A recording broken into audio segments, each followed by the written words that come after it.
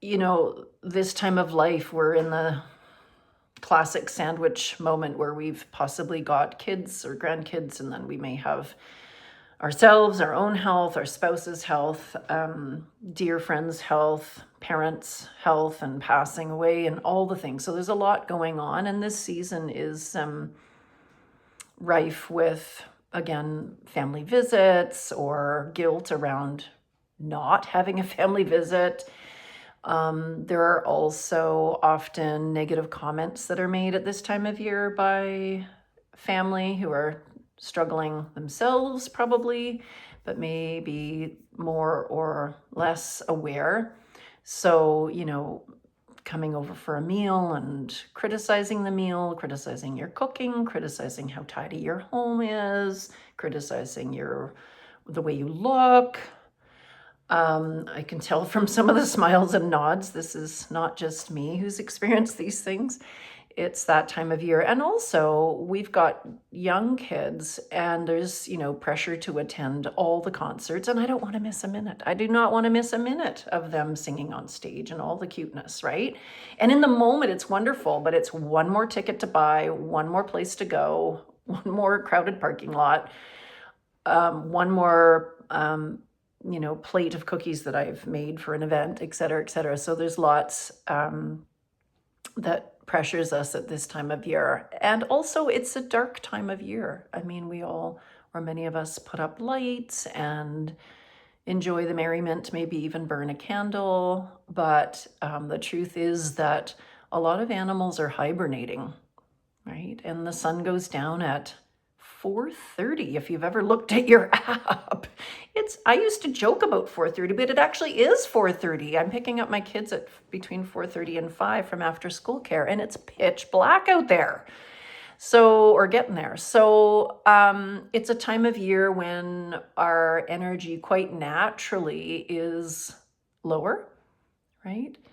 And, that old expression, make hay when the sun shines. Well, there isn't a lot of sun at this time of year, and not a lot of us are in the mood or have the oomph to make hay. We just maybe want to rest or take an extra bath or cozy up with a good book, and I hope you all do. But again, the pressure's on to have everything done and tidied and ready for guests and visits, etc. So are you in the right place? Is this sounding like, oh yeah, she's speaking my language here for the most part? Right. So yeah, it's that time of year.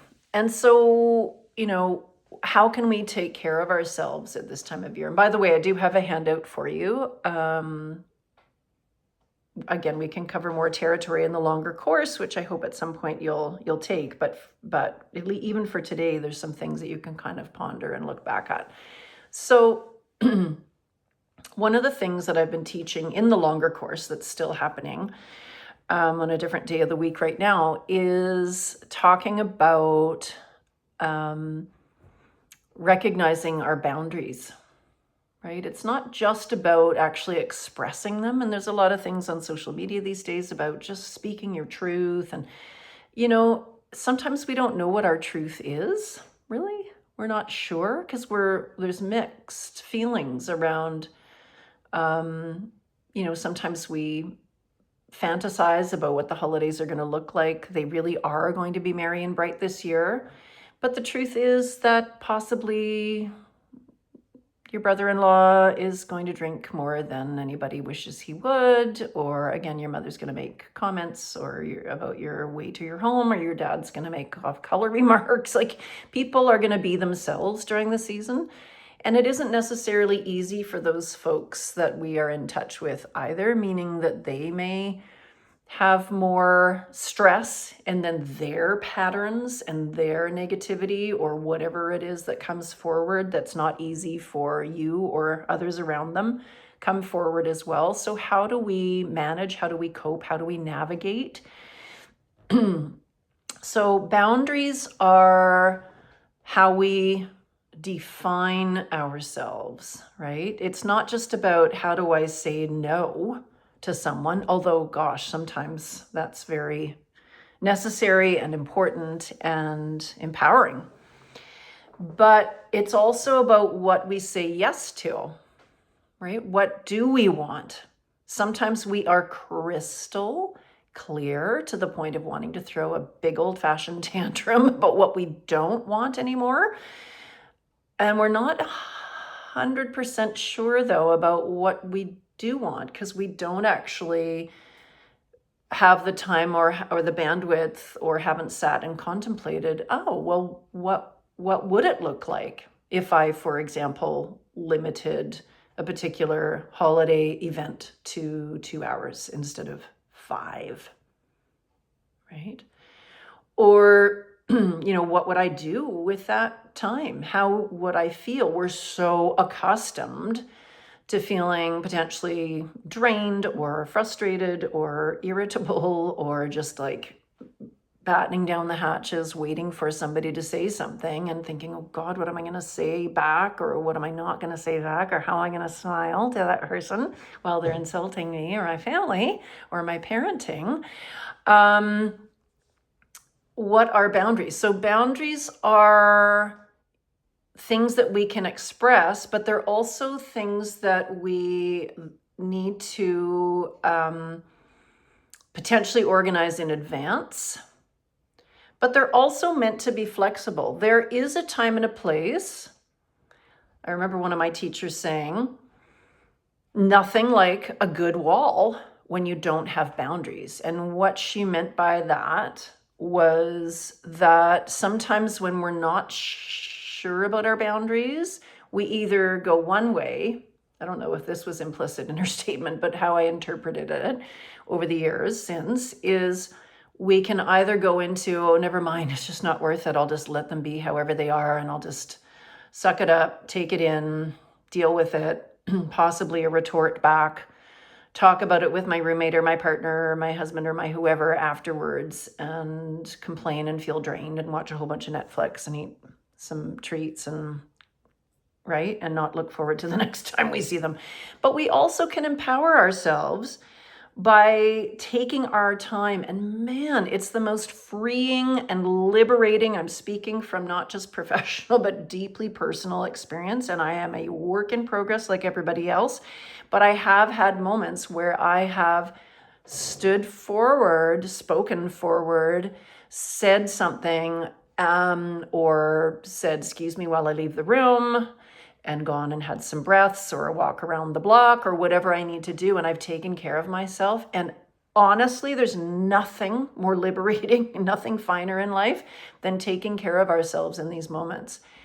So the idea is that, first of all, we don't have to just sit and take it, right? When somebody's saying, and we don't even have to answer, why didn't you tidy your bathroom better? Or how come there's only one pie this year? Or, oh, you sure bought a small turkey, right? Or whatever it is. You're not drinking anymore? Whatever the question is, as generally kind, connecting human beings and family members, who here feels pressure that we just have to answer? We have to say something, right? We have to at least acknowledge, right? We have to answer. We don't have to engage. We don't have to bite that hook, as one of my teachers likes to say. We don't have to engage. We can actually change the topic. We can. Now, you might think you're being rude, but wait, hold on. Who was being rude by without an invitation at all, just commenting on your hair, your weight, your turkey, your whatever, the way your wreath looks this year, or your lights are askew, or whatever the situation is, they'll find fault, right? And we all have somebody in our life like that. And they may comment on it, or they may give you a look, or they may pull you aside, or you may overhear them talking to cousin about it, or whatever the situation is. But there's emotional immaturity in the room. And that's not to say we're all perfect specimens, but there's definitely emotional immaturity in the room, in parents, in siblings, in aunts and uncles and cousins, in whoever. And so what can we do or say? Honestly, we can choose not to respond. We can change the topic. Literally, I have done that before. I have changed the topic and not harumphing about it, just genuinely changed the topic. Somebody has said something and I've said, my gosh, I can't believe how much it's raining. I don't like, it's my Aikido move.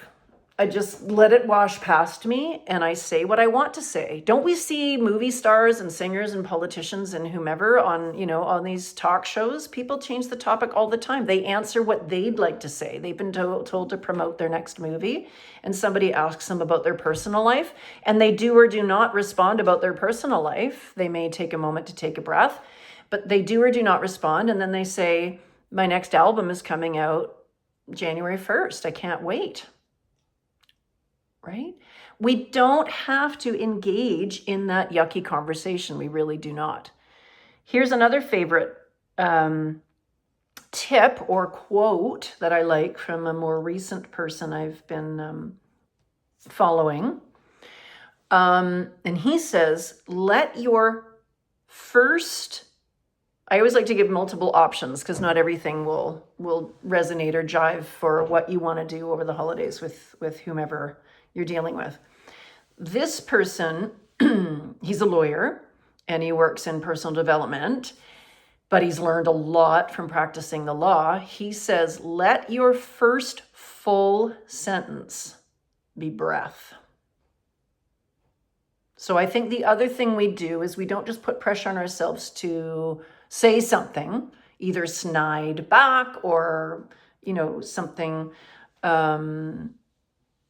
that changes the topic and is maybe people-pleasing or codependent, but we don't give ourselves a moment to actually think, what do I want to say if it's anything at all? So he says, let your first full sentence be your breath. You just sit or stand, whatever you're doing. I have a thing about looking out the window. Everybody's different. Maybe you don't need to look out the window, but you might look to the side. You don't necessarily have to look right at them, although maybe that helps you. And you take a few, not just one quick, and then launch into whatever you're going to launch into, your hurt, your pain, etc., speaking through what you say next. Oh yeah, well, you never made 2 pies either. We can react in that way, or we could take a couple breaths and again, either change the topic or say, excuse me, I need to go check the stove. My really great, rationale for leaving the room is I always have to check on the kids. So I'll say, oh, excuse me, I'm just going to go check on the kids. And when I come back, dynamics have changed. That person's in a completely different conversation. They're over criticizing somebody else by now or whatever, right? So please don't feel like you have to answer that person's question about why you don't look good or your house doesn't look good or you don't have enough pie. Does this make sense? Can you picture yourself doing that? Maybe kind of sort of practicing that. So, and take the breath that you need to do that. Or for me, I like looking away. Again, it helps me to look out a window and we have lots of windows at the front of our home, so I'll take a moment, etc. The other thing that I'll share with you, it's personal to my family, but just I like to give examples that you can maybe make into your own, is I do have a person in my family who drinks a lot, and it starts at 3 p.m. It's like clockwork. And so to not expose myself to that anymore and the next generation, i.e. my children at all, we have created a schedule as a family. We leave, or those people leave. We end the party before 3 p.m. So, but what about Christmas dinner? Well, we now have Christmas brunch. So you do a workaround, you make a change that works for you. If you know that person is going to do X, Y, and Z, or it's only ever when you leave the home and get out on a walk with your brother that he starts launching into you or starts gossiping about your cousin and you don't want to do that. Sure, you can say, I don't want to gossip about cousin, but you could also say, I don't want to go on a walk this time. right? And he may still try to corner you downstairs or something like that and find his time to gossip and vent and whatever he needs to do. And, we can't cover off every scenario in this one workshop, but my point is you can do workarounds. You can decide, I'm willing to do this and I'm not willing to do that. So here's another thing about boundaries that's really critically important, because often, and me too over the years, but I've learned a lot over the years as well, we have to stand behind our own boundaries. So we'll often say, pick your own wording, but that person crashed my boundaries. Or that person, no matter how many times I tell them my boundaries, they still do X, Y, and Z. And that may absolutely be true. But the bottom line is, we are not being as powerful and accountable and self-responsible and self-caring and sense of freedom as we can be if we just allow that to keep happening day upon week upon month upon year upon lifetime. So instead of having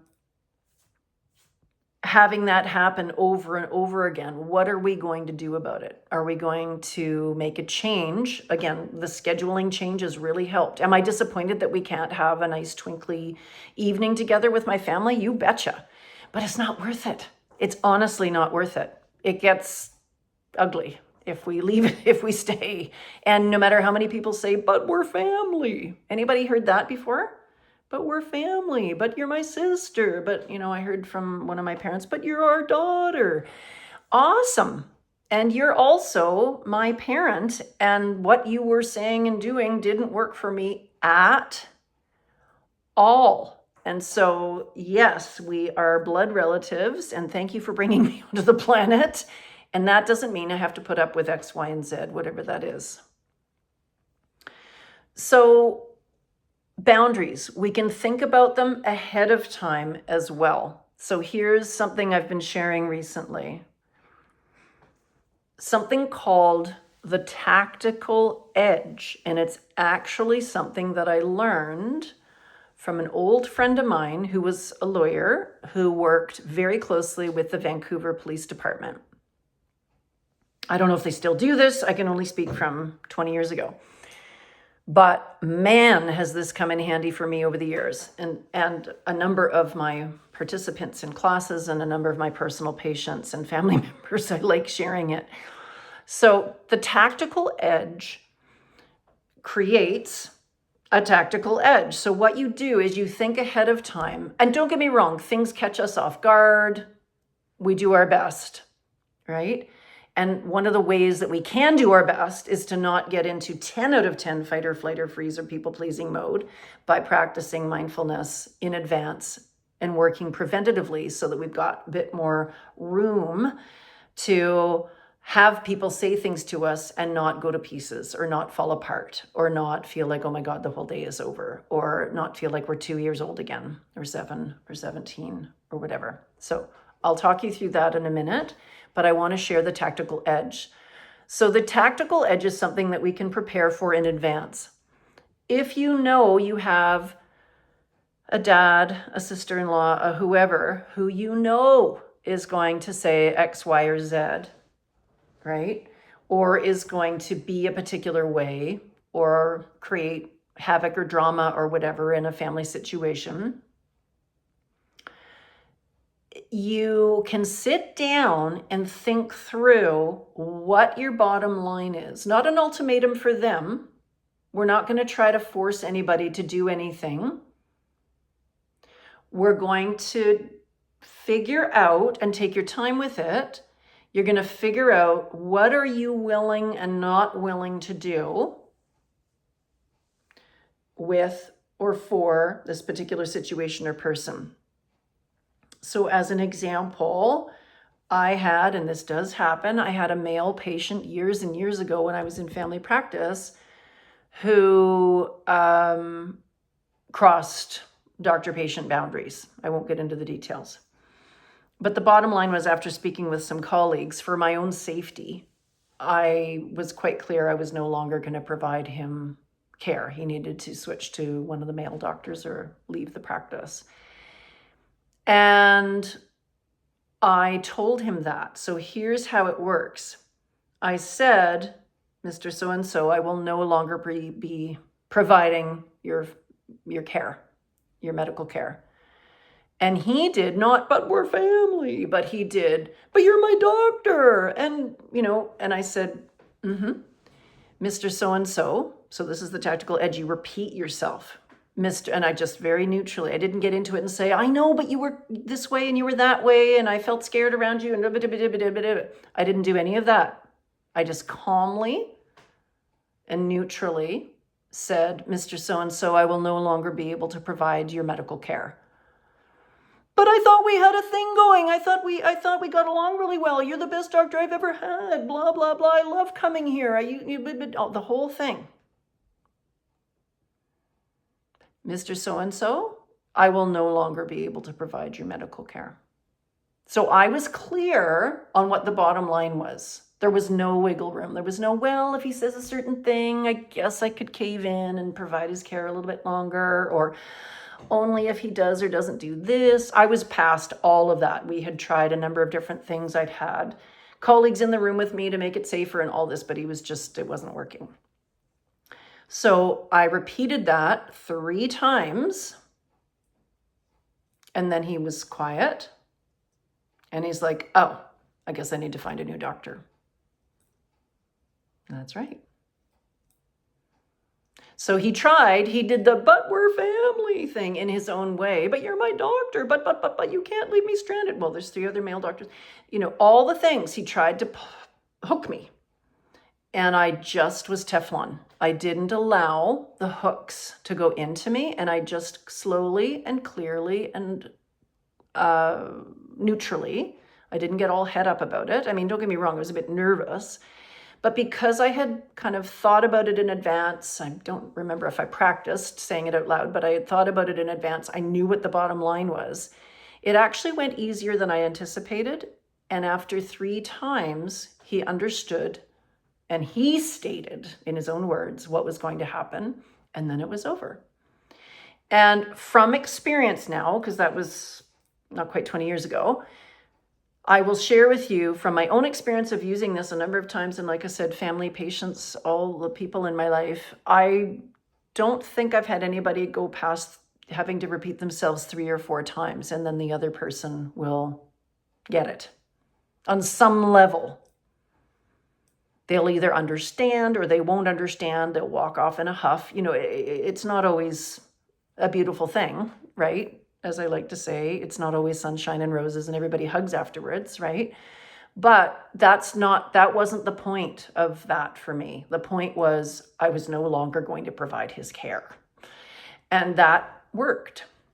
And I could give you other examples, but hopefully that's a strong enough example you could think to yourself, okay, this is what I'm going to say in this circumstance.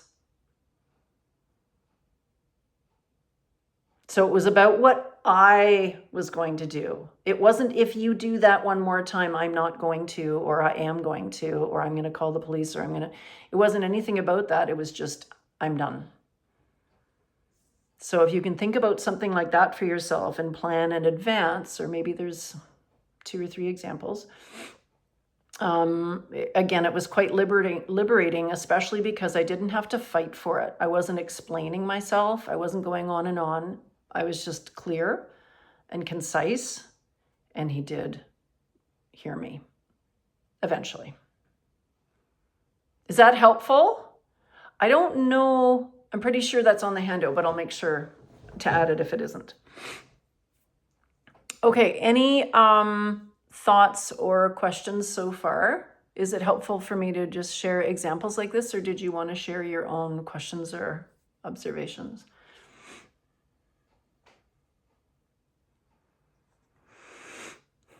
It's not necessary. I just want to check in.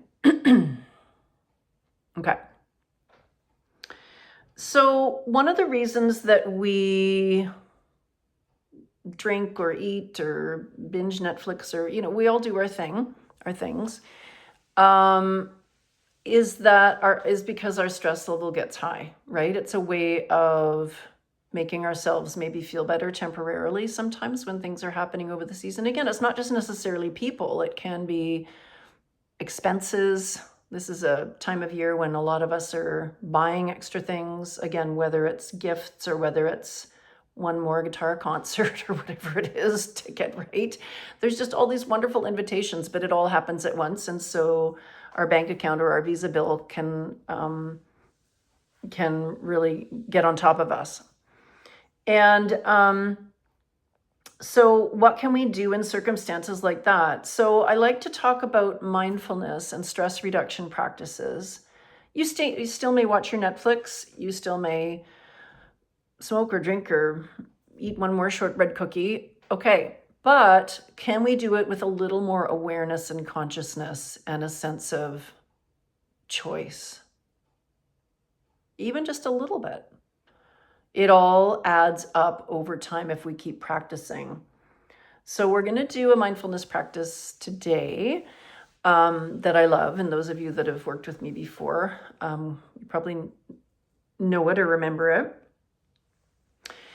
But when we can be proactive, preventative, if you will, by doing some stress reduction practices, then we're not necessarily knocked off course as easily or as far off course, because when we practice through mindfulness or breathing practice or whichever practice, you may have one that you like already, that you need to kind of dust off and pull out, or maybe do twice a day instead of once a day during the season. When you practice mindfulness regularly, you do what I call, you expand your container. You're able to manage more. It's like instead of being you're like you in a Michelin man suit. You know what I'm saying? Things, experiences, and people are kind of bouncing off you more readily than you're letting them in. Now, there's a whole other thing I teach on letting our boundaries be porous, but that may just be a bit off topic for this one-off session. But the bottom line is we want to feel like if we are, I love analogies and I jump around a bit, but if we're a tree, we want to be able to bend in the wind and not feel like, oh my God, I'm being blown over and I'm breaking, right? And we have to sort of tidy up in January, right? When everybody says it's dry January, we're going, oh, great. That was my coping strategy. Thanks kindly. So what can we do? The reason that mindfulness is superior in terms of stress reduction to drinking alcohol, smoking pot, whatever, cigarettes, or even just staying up late and watching Netflix isn't only because those substances or extra sugar are not good for us in terms of our health. It's because those other behaviors, choices, practices are so temporary. We have a little bit of respite for, honestly, 5 minutes or an hour or an evening, whereas the mindfulness practices, if you do them regularly, even regularly-ish, like not for a full hour every single day, but just even a few minutes, when you think of it, or several times a week, it builds resilience over time. So it's not just about, well, I'll sit and meditate instead of watching a movie, or instead of having another glass of wine, I'll try to meditate. No, sure, go for it. Better choice in many ways, but it's about building that resilience. Netflix does not build resilience. You need another rom-com to keep you calm, right? Or you need another glass of wine tomorrow, or whatever it is. Whereas with mindfulness, over time, it starts to, again, create that Michelin man suit where you feel more clear, more boundaried, more authentic, more confident, more buffered, more protected within because you're taking care of yourself. It's just honestly game changing to practice mindfulness regularly. Has anybody experienced this for a time period or do you mind raising your hand just so people see? Yeah, it does make a difference, right? So it actually builds new neuron, like brain cell pathways that support calm. And rather than the mind and our stress hormones being allowed to rule the roost for 40, 50, 60, 70, however old we are years, we actually, we notice when we're off kilter, not just when somebody says something and we get triggered back to childhood and we just about fall over, right? We need to have a good cry or a good stomp. Not just in those moments, but regularly. We start to notice, oh, wait a minute, I'm feeling off here, or I haven't eaten enough. I haven't had my fresh air today. Like, we notice more readily that those moments where we could be taking care of ourselves and making better choices for ourselves, that again buffer us and support us to make healthier choices when, you know what, hits the fan with a family visit or with a plate of shortbread cookies or whatever it is that's coming at us this season. Do you follow?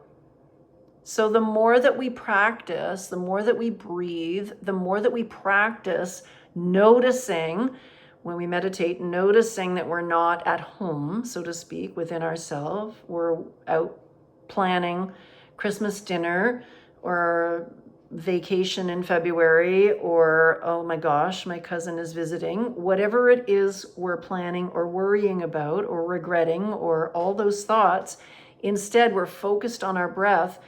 And what I have experienced, what my students have experienced, and what the studies actually show, there's lots of psychology studies now on meditation and mindfulness practices, is, again, it builds that resilience over time so that stuff just honestly doesn't bother us as much. And we feel more capable of making choices that feel right for us and make things better, not accidentally worse, if that makes sense. And it's again, these practices don't just work while we're doing them for the 5, 6, or 10 minutes. They start to, if we do them regularly enough, they start to infuse our day and infuse our life with more ease. So are we ready to do one of my favorite practices? Again, those of you who've worked with me, this one may be familiar. It's a breathing practice that hails from 4,000 years ago, right? Some of you know this one. I love this one because I've been talking about it for the last year or so. I've been teaching this practice for 20 years, but what's really cool is a Stanford University professor in neurology and several colleagues at other universities studied a number of breathing practices about a year ago, I guess it is now, maybe a bit longer, and discovered that there's 4 instructions, like 4 steps, that one of the steps is the winner. It's the breathing practice that, according to this study where they looked at all these breathing practices, and if you've got your own favorite, don't listen to me, please continue to practice it. But this particular practice has been shown to win out in terms of how statistically significantly it reduces stress in an acute moment. Now, the fuller practice we can use preventatively. We can use for sleep. We can use to calm before we start our day. We can go off to the bathroom in the middle of a family party and do the whole thing. It only takes 6 or 7 minutes. But this one particular instruction, it's in your handout, you'll see, and I've called it out in terms of which is the one that makes the biggest difference. But it's really good to pull out in these acute moments where we think, oh God, what am I going to say? We're being asked to do something and we're thinking, oh, right? Or somebody's making a comment. So let's give it a go. Again, it's 6 or 7 minutes. I tend to make it a teensy bit longer when we're practicing together, just to give you a real feel and to invite you into relaxation, which is helpful at this time of year. So finding a comfortable position. And having a sway or a shoulder roll or a neck roll or whatever feels right. Maybe lifting up out of the waist a little bit or stretching your back a bit. Take your time. Oh.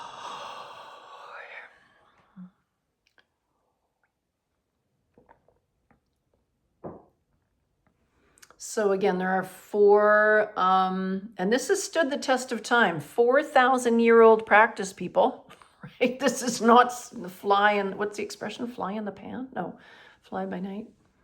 Flash in the pan, thank you. Oh my God, I read your lips, Steph. Oh my gosh, that's scary. I love it. So yeah, this is not a flash in the pan. It's been around for thousands of years. So please enjoy that aspect of it as well.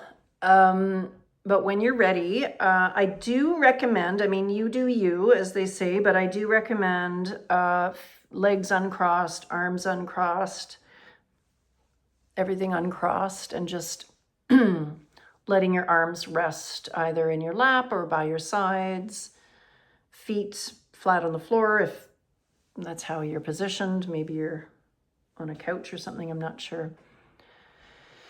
But just by not crossing our limbs, we're also making more room for blood flow, lymphatic flow. That's part of our immune system.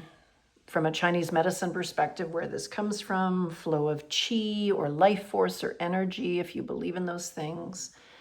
In yoga, we would call it pran. Again, energy, life force, breath. Okay, and then when you're ready, you can either close your eyes. You're welcome to look at me. You can look across the room or out a window. I happen to have a beautiful scene right now with the sun coming out from behind a cloud. Just trying to choose a soft point of focus. Could be the inside of your eyelids with closed eyes, but just not distracting ourselves by looking all around. Find a soft point of focus and notice your breath. Either in your nostrils,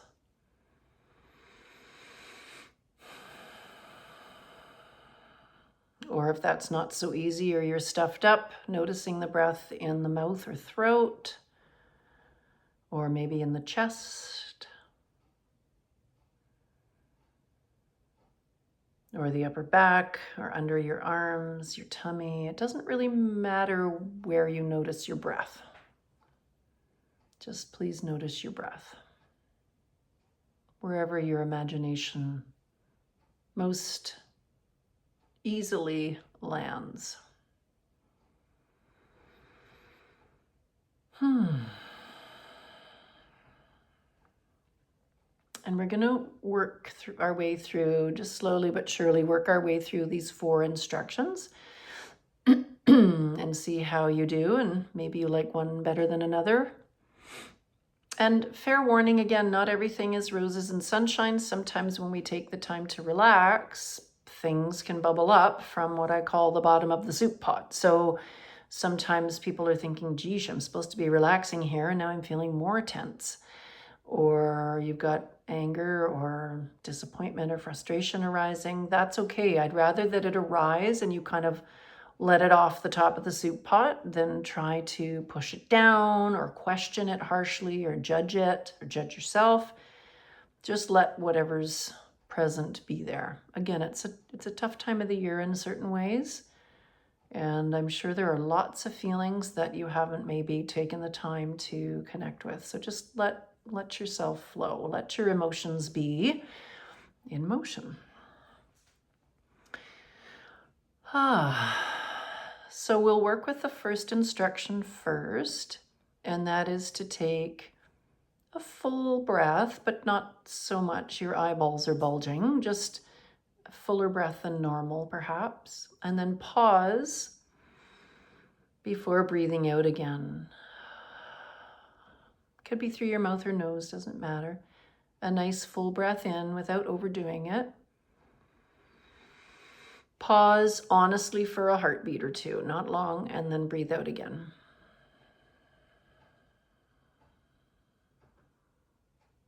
And again, we'll breathe fully in, pause, and breathe out again. We're just accentuating the natural pause that's at the top of the in-breath. So do that a few more times, or even 4 or 5 more times at your own pace. Just take your time. We're not winning prizes for holding our breath. Honestly, please, just a moment or two. And if you're feeling dizzy at all, just don't breathe in so deeply or don't hold as long.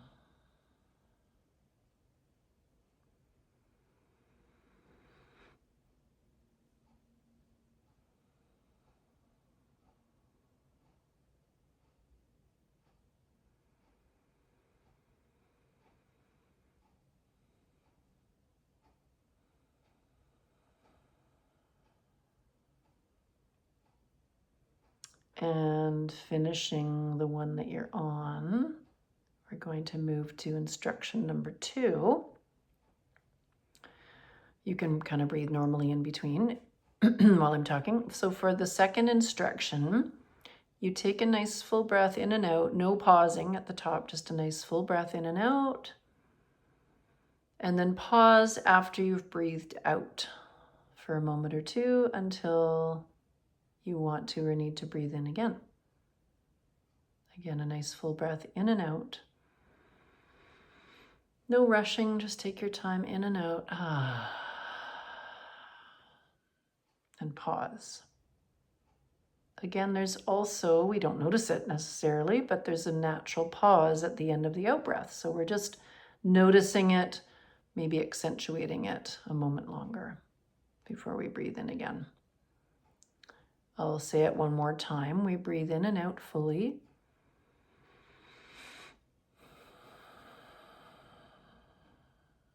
Pause. And then breathe in again when we're ready. And you can do a number more of those at your own pace.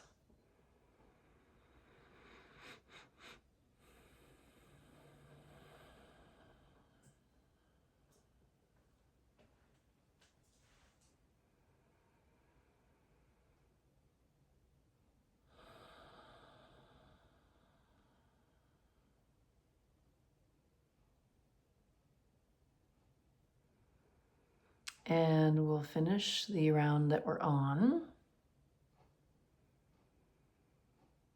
and take our time moving on to instruction number 3. With this one, we take a nice full breath and pause, but then before we breathe out, we take another little sip of air, fill yourself, and then let it all go. Please feel free to let it go slowly or as a nice big sigh. No pause at the bottom, so that was a lot. Let's do that again. So a nice full breath in, pause, and then take another sip of air before letting go. I'll say that one more time.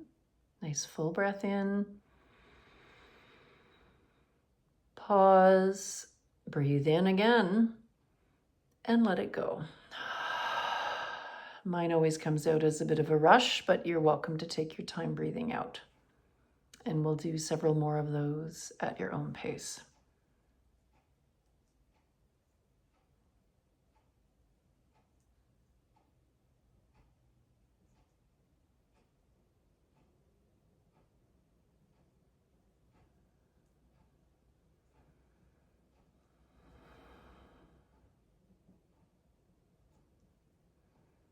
Okay, and then finishing the round that you're on, we're going to move to the 4th and final instruction, which is to breathe in and out fully and then pause. And then breathe out again. So don't overdo it, but you can kind of squeeze a little bit more air out before breathing in a nice fresh breath. So in, out, pause, and breathe out again. In, out, pause, and breathe out again.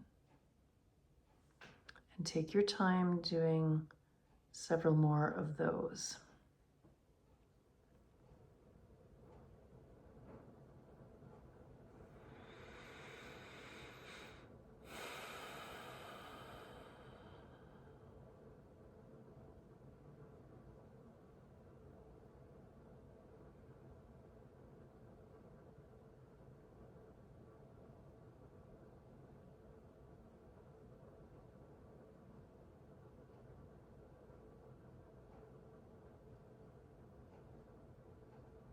And don't forget that extra little out breath.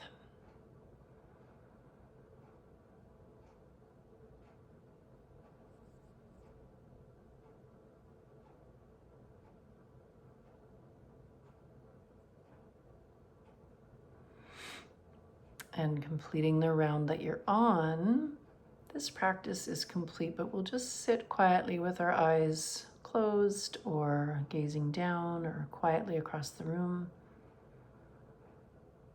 And just notice how we feel. You may feel the exact same as when you started.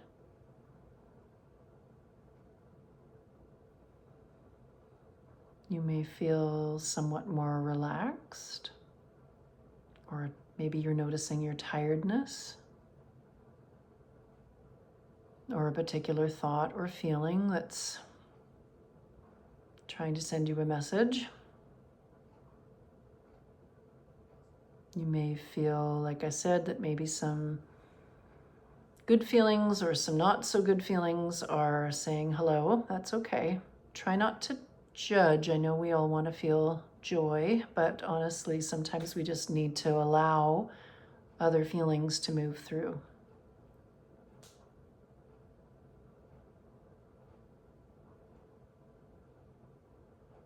So just see how you feel. Notice your body. Sometimes when we relax a bit, we notice, geez, my jaw is tight. Or what's with my left thigh, or whatever it is, I'm clenching my hands. It's actually good to get to know ourselves. So even though we don't ultimately want to be gripping our hands or jogging our leg up and down 24/7 or tightening our tummy all the time, whatever it is, it's actually really, really good information to notice those things. Because when we don't notice those things and they're just in the subconscious as we go through our day, we can't do anything about it except crash into bed at night praying for sleep, some of us. So it's good to notice all those things, the tight jaw or the scrunchy feet or whatever it is. Just notice what's there. And you might wish to send a bit of breath or kind attention to those areas. We're not trying to solve all of the tension in our body all in one 10-minute practice. But over time, when we send enough breath and enough kind attention to these areas, they really do tend to shift, open, release, send us a message, heal.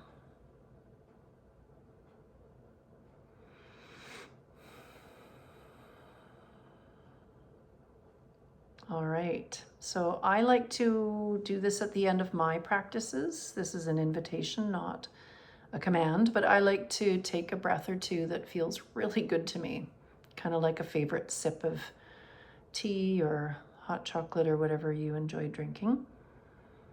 Just take a nice breath, whether deep and full or just a normal breath, but an intentional breath where you notice it or maybe even enjoy it.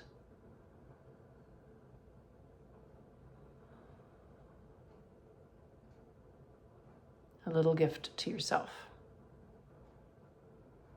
Okay, and when you're ready, you can open your eyes and have your stretch or your yawn or your sip, if you wish. I mean, I like them all. I have to admit, I'm maybe a purist. I do them all because I learned it and I'm sticking with it. But you've hit the nail on the head. It is the third one where we breathe in, pause, and then take an extra little sip and out. That accentuates what's called the physiologic sigh. Have you ever noticed, like, if you're upset or super tight about something or stressed out or crying or sobbing, and then eventually the body will release itself? It's quite animalistic, like it's actually part of our physiology that the body will do that physiologic sigh.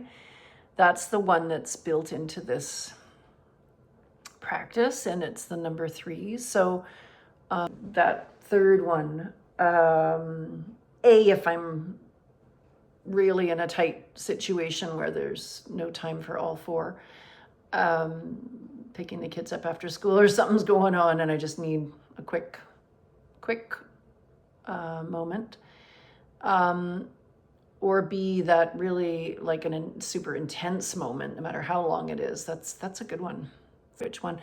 I have participants who tell me that they only ever use that one, or that they use one, like instruction number 1 on a Monday, instruction number 2 on a Tuesday. Like they're quite disciplined, but they don't do the whole practice. They'll do just one at a time, or, whatever suits you. As I said, I happen to love this practice, but there are many breathing practices. Some people prefer box breathing, where you're breathing in, holding, letting go, holding. So please just, it's better that rather than getting caught up on which practice, it's good to have a regular practice that you can pull out of your tool belt.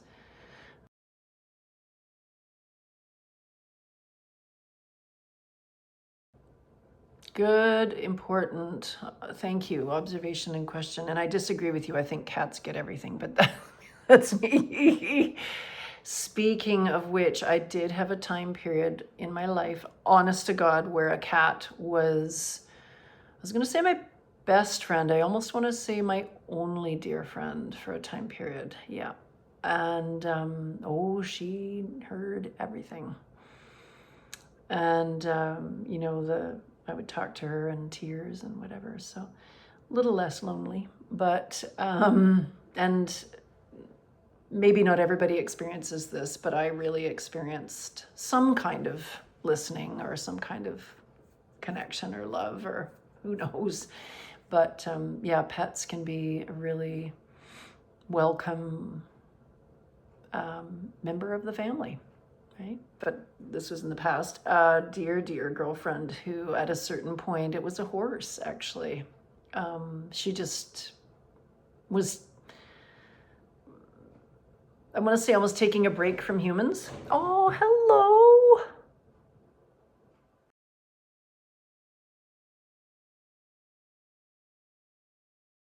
If nothing else, they are great role models for self-care, right? Like, I don't know about yours, but the boundaries, right? And the rest, like you can't peel them off of whatever they're lying on, right? Like there's no, I just have to. No, I'm resting for hours and days, right? Yeah, so animals can absolutely play an important role. And I remember one of my girlfriends who was, I'd say was, just because this conversation happened, she still is, wonderful therapist, but she, for me, coined the term being peopled out, meaning, well, maybe I don't need to define and describe that, but just needing a break from people. Sometimes it's a particular person or a particular people or particular dynamic with particular people, but sometimes we just need time. And sometimes it's longer than we think. We think, okay, it's been 2 weeks or 2 months, tidied, but it can take months and even years to be in a place of, okay, I'm coming out from behind this curtain now and I'm seeking out, or maybe I'm just taking, maybe sooner than that, but I'm taking tentative forays into what this might look like and feel like when I express myself authentically, potentially, not always, bless us, we can bump up against people that are very much like our family of origin or whoever it was from our past. It's not always family. It could be a coach or a teacher or whatever, or all of the above. But we get to a place where we take a foray into doing something new or different, whether that's greeting life with a bit more breath or some boundaries,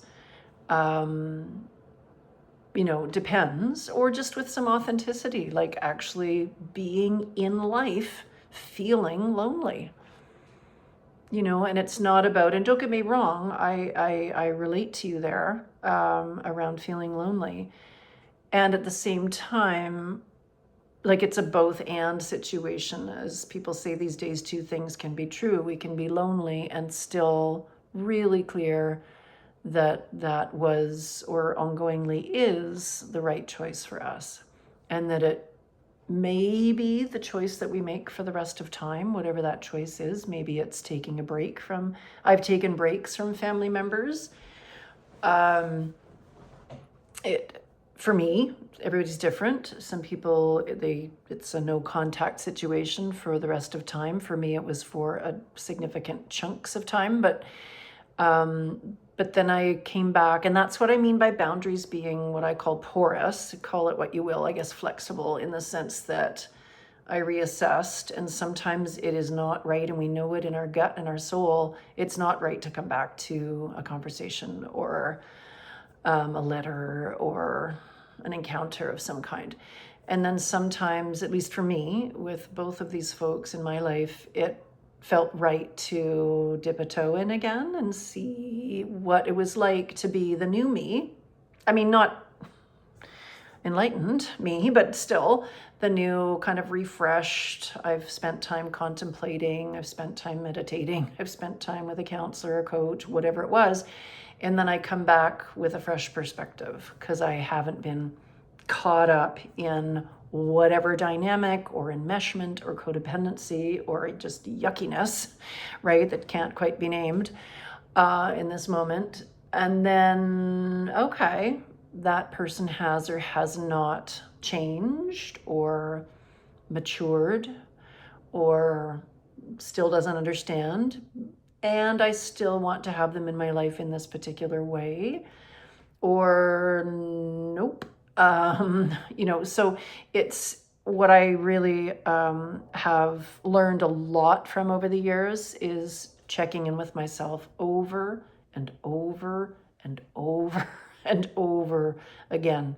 Does this feel right? And then not rushing myself just because the person is saying, but we're family, or sending a text saying, any decision yet, or any progress yet, or can I be in touch, or whatever, and just taking my emphasis on my time and not doing anything until I am clear that it's the right time. I might do it scared, I might do it tentatively, I might do it vulnerably, it might not look or sound perfect, but yes, it might be a wobbly yes, but it feels like a yes now, and just not rushing anything. And yes, I think that one of the things that we grieve is not only the person, but it's also the picture that we can paint for ourselves, or the expectations. I think expectations are deadly, honestly. Every year I'd think, oh, so-and-so is going to be different. And you know what? They were the same. And every year, and now to a much greater degree, eyes wide open, like that person is going to be the same, and how am I going to dance with that or not? Again, we can always, for boundaries, it's not necessarily, although sometimes it needs to be, it's not necessarily black and white. It's, as I mentioned, we leave before 3, or love to. I've got an hour in broad daylight, not in anybody's home on a Saturday, right? So nobody's coming over, I'm not making a meal, but we're meeting at the kids' skating rink. We can all just cheer for the kids, right? Something like that where we're all together facing forward. I'm just giving you examples, but I'm just trying to give examples so people can think through. It doesn't have to be same, but I have to put pressure on myself to all of a sudden have a whole bunch of boundaries and deal. No, you can meet elsewhere, right? My daughter has a friend, and long story short, it just does not work to be in people's homes, like my home or their home, when they have these play dates. And so we meet out, and it's okay. We meet in a park for a prescribed amount of time that I know works. It starts to fray after a certain length of time. I don't want to say, no, you may not have that friend to my daughter. I'm sure there's a time and a place. Parents could tell me, but with this situation, my husband and I have decided, yes, but here are the limits around it, right? Or it's potluck, or, I don't know what your scenarios are that you're working with, but each of you, but yeah, thank you for naming that as well. And also grieving, the loss. My dad died this year, and I'm sure there already are, but I'm sure when the actual day hits and all the festivities and stuff and family, there's going to be something that I feel, right? And that's been a big deal as well, and mixed. It was time, but it's also challenging and really hard. So anyway, so I hope this practice I know there's only so much we can cover in an hour and a half, but I hope that this practice is helpful for you and that you will all have some merriness and brightness as well. And I really also hope that you'll join in. I know some of you come back, but for those of you who I haven't met before, or maybe just once or twice, please do consider joining. I do feel like this is in some ways the village. Like I always say, it takes a village to raise a child. And my God, I'm grateful for all the other parents in my neighborhood because we all kind of support each other. But I genuinely know that it takes a village to mature as an adult and to grow and learn and be the best version of ourselves that we can be. Sure, we can sit at home and read all our books and meditate or pray or whatever we do. But I think that in community, we're stronger and we learn from one another. And that's one of the reasons I love teaching these classes. I hope that everybody gets as much out of them as I do. Honestly, I think these are really important places to meet and grow and learn and support and share together. So please do join in for some other upcoming classes. Okay, well, it feels a bit trite after this class, but happy holidays. I